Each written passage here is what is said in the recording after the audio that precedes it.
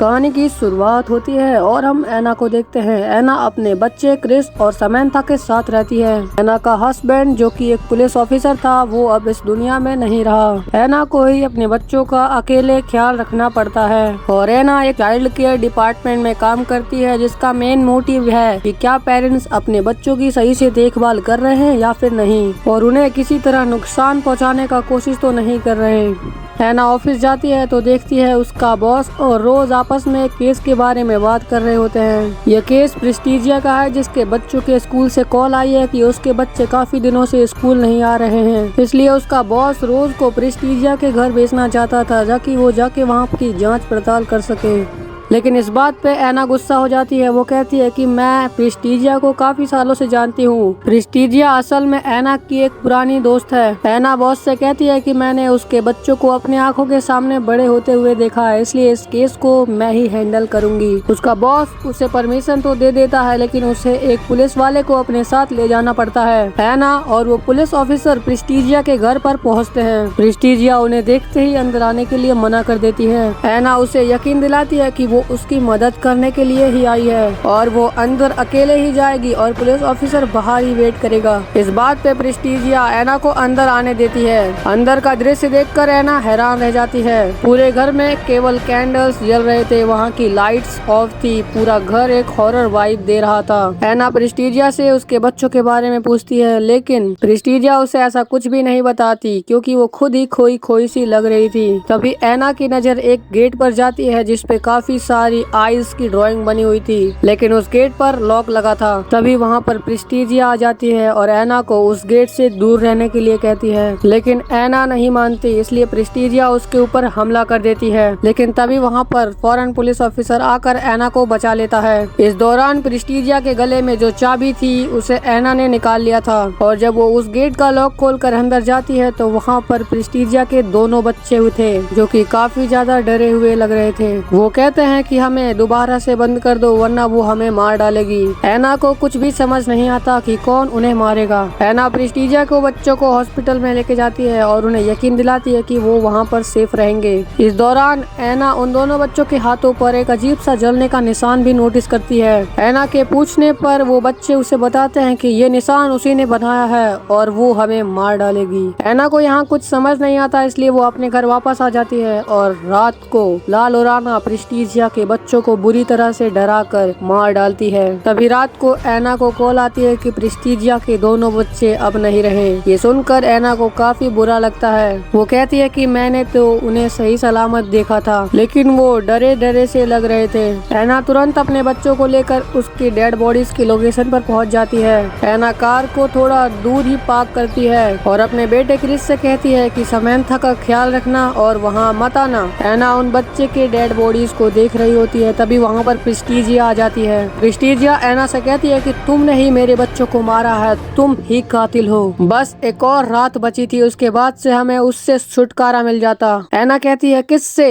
कौन है वो? प्रेस्टीजिया कहती है कि ला लोराना। तभी हम क्रिस को देखते हैं जो कि अपने कार से चुपके से निकल गया था और वो एक जाल के पीछे से सारी चीजों को देख रहा था। तभी अचानक क्रिस को किसी की रोने की आवाज सुनाई देती है और ये और कोई नहीं ला लोराना ही थी। क्रिस कुछ और समझ पाता उससे पहले ही ला लोराना उसके हाथ को पकड़कर कर्स्ड बना देती है। उसके हाथ पर भी ठीक वैसा ही निशान बन जाता है जैसा कि प्रेस्टीजिया के बच्चों के हाथों पर बना था। क्रिस तुरंत भागकर अपने कार में जाता है, लेकिन यहाँ पर ला लोराना क्रिस को काफी बुरी तरह से डराती है और समंथा को वो कहीं भी दिखाई नहीं देती। लोराना कार के अंदर भी घुसने की कोशिश करती है, लेकिन क्रिस सभी खिड़कियों को लॉक करता है। तभी वहाँ पर एना आ जाती है। वो अपने बच्चों से पूछती है कि बच्चों क्या बात है, तुम लोग इतना डरे हुए क्यों लग रहे हो? लेकिन बच्चे उसकी बात को टाल देते हैं और जल्दी से घर जाने के लिए कहते हैं। अगले ही सुबह एना चर्च जाती है। वहाँ पर वो एक प्रीस्ट को देखती है जो कि कुछ रिचुअल्स परफॉर्म कर रहा होता है ताकि बुरी शक्तियाँ लोगों को अपने चपेट में ना लें। इस दौरान एना फादर से मिलती है। एना फादर से पूछती है कि आखिर कौन है ये ला लोराना। फादर एना को चर्च में ले जाते हैं और ला लोराना की पूरी कहानी बताते हैं। असल में ला लोराना अपने बच्चों के साथ हंसी खुशी रहती थी, लेकिन तभी उसका पति उसे अकेले उसके बच्चों के साथ छोड़कर चला गया। गया, जिसके बाद से ही लाल उराना की मेंटल हेल्थ खराब हो गई। उसने दिमागी संतुलन खो दिया और अपने ही बच्चों को लेक में डुबाकर मार दिया। जब उसे एहसास हुआ कि उसने ये क्या कर दिया, तब वो खुद लेक में कूदकर मर गई। तब से उसकी आत्मा उन सभी फैमिलीज को परेशान करती है जिसके हस्बैंड नहीं होते हैं। अब क्योंकि ऐना के हस्बैंड भी इस दुनिया में नहीं थे, इसलिए वो उन्हें परेशान करती। ऐना को ये सारी कहानी एक बनावटी कहानी लगती है। सीन यहाँ कट हो जाता है और हम समैंथा को देखते हैं जो कि अपने घर पर खेल रही होती है और अचानक उसे भी लाल उराना दिखाई देने लगती है और उसके हाथ को भी पकड़कर उसी तरह जला देती है जैसे कि क्रिस और बाकी बच्चों को जलाया था। यहाँ पर ऐना जब समैंथा से उसके घाव के बारे में पूछती है तो वो बताती है कि ऐसे ही बस मुझे खेलते वक्त ये चोट लग गई। ऐना के घर पर अब ऑफिसर कूपर आते हैं जो कि ऐना के हस्बैंड के दोस्त थे।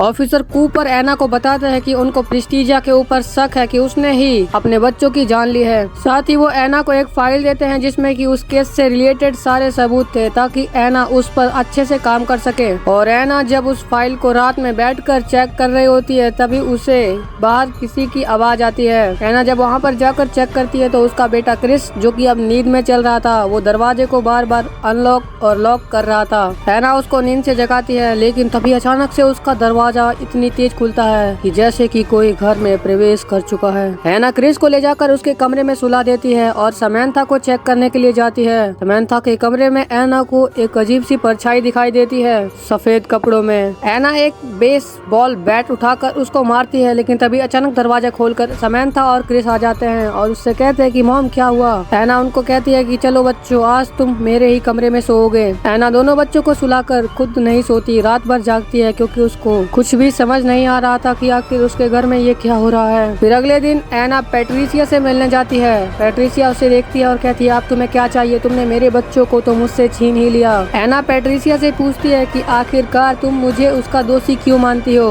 पैट्रिसिया ऐना को बताती है कि एक रात और ठहर जाती तो काश मेरे बच्चे मेरे पास होते, लेकिन अब मैंने लाल उराना से कह दिया है कि वो मेरे बच्चों को वापस करके तुम्हारे बच्चे ले जाएं। यहाँ पर ऐना उससे डर जाती है और वहाँ से चली जाती है। तभी हम क्रिस को देखते हैं जिसको कि कुछ आवाज परेशान कर रही होती है। जब वो उस आवाज का पीछा करते हुए छत पर जाता है तो वहाँ पर लाल उराना क्रिस को बुरी तरीके से डराकर सीढ़ियों के नीचे ढकेल देती है। लेकिन तभी मौके पर ऐना वहाँ आ जाती है और क्रिस को हॉस्पिटल लेकर जाती है। हॉस्पिटल में डॉक्टर क्रिस से उस हाथ के जलने के निशान के बारे में पूछते हैं। क्रिस उनको कुछ नहीं बताता, इसलिए डॉक्टर ने चाइल्ड केयर डिपार्टमेंट को कॉल कर दी और रात को ऐना के घर ऑफिसर कूपर और रोज उसको चेक करने के लिए आए थे कि ऐना अपने बच्चों के साथ कुछ गलत तो नहीं कर रही। जिस प्रकार से ऐना प्रेस्टीजिया के घर पे गई थी। यहाँ पर ऑफिसर कूपर ऐना से कहते हैं कि तुम थोड़ा रिलैक्स करो और अपने बच्चों का अच्छे से ध्यान रखो और वो दोनों चले जाते हैं। अब ऐना क्रिस से जाकर लाल उराना के बारे में पूछती है। क्रिस यहाँ बिना डरे अपनी मॉम को सब कुछ बता देता है कि उसे सफेद कपड़ों में एक औरत दिखाई देती है जो कि उसे डराती है और उसी ने उसके हाथ पर वो कर्स मार्क बनाया है। दूसरी तरफ हम समैंथा को देखते हैं जो कि बाथ टब में नहा रही होती है। तभी अचानक से लाल उराना उसके पीछे आकर उसको बाथ टब में डुबाने की कोशिश करती है, लेकिन मौके पर वहाँ पर ऐना आ जाती है और समैंथा को बचा लेती है। ऐना तुरंत अपने बच्चों को लेकर चर्च में जाती है फादर के पास और उन्हें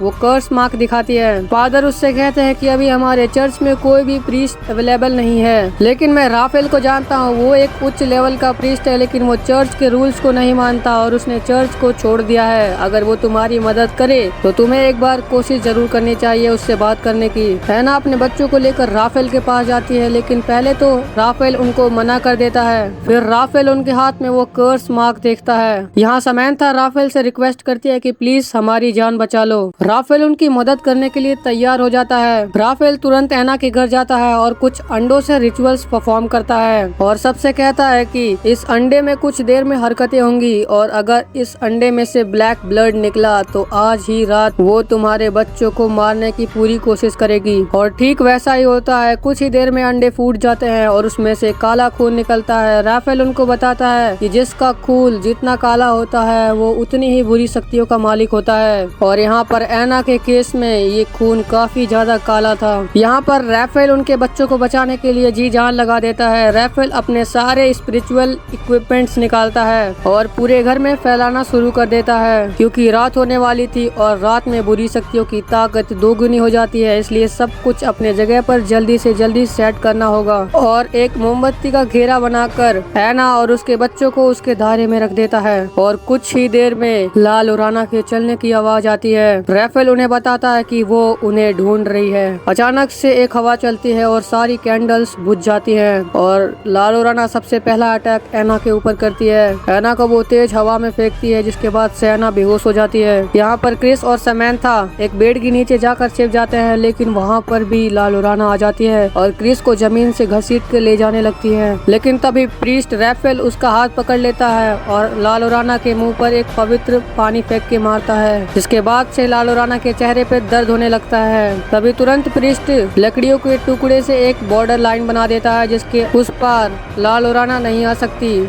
यहाँ पर प्रीस्ट राफेल सबको एक खास चेतावनी देता है कि इस लाइन को कोई भी नहीं मिटाएगा। तभी अचानक पीछे का दरवाजा खुल जाता है और सब लोग उस दरवाजे को बंद करने के लिए जाते हैं, लेकिन तभी हम समैंथा को देखते हैं जिसे कि लाइन के उस पार एक डॉल दिखाई दे रही होती है। समैंथा उसे लेने के चक्कर में उस लाइन को मिटा देती है, जिसके बाद से समैंथा को वो बुरी शक्ति बहुत तेज उड़ा कर ले जाती है। क्रिस ऐना से कहता है मॉम जल्दी चलो, वो उसे डुबा कर मारेगी। इसलिए वो फटाफट से स्विमिंग पूल के पास जाते हैं। वहाँ पर समैंथा की वही डॉल थी, इसलिए ऐना बिना सोचे समझे उस स्विमिंग पूल में कूद जाती है। ऐना समैंथा को बचाने की कोशिश कर रही होती है, तभी वहाँ पर ला लोराना आ जाती है जो कि ऐना को डुबाने की कोशिश करती है। तभी प्रीस्ट राफेल एक पाउडर निकालते हैं जो कि कुछ मंत्र से बंधित था, जिसके बाद से उस पाउडर को वो जैसे ही पानी में डालते हैं पूरा पानी पवित्र हो जाता है और ला लोराना को मजबूरन उस पानी को छोड़ के जाना पड़ता है। यहाँ पर समैंथा की जान बच जाती है, लेकिन समैंथा अभी भी ला लोराना के काबू में है। इसलिए प्रीस्ट बोलते हैं कि अपने दोनों बच्चों को एक सेफ जगह पर लॉक कर दो। ऐना एक कबर्ड में दोनों को लॉक कर देती है। ऐना प्रीस्ट को एक लॉकेट दिखाती है। वो कहती है कि ये लॉकेट ला लोराना का है। जब वो स्विमिंग पूल में मुझे खींच रही थी तो मेरे हाथ में ये आ गया। प्रीस्ट कहते हैं इसे संभाल के रखो, इसे हम उसके खिलाफ इस्तेमाल कर सकते हैं। तभी हम एक औरत को देखते हैं जो कि कबर्ड की ओर बढ़ रही होती है। ये औरत कोई और नहीं प्रेस्टीजिया होती है। प्रेस्टीजिया को लगता है कि वो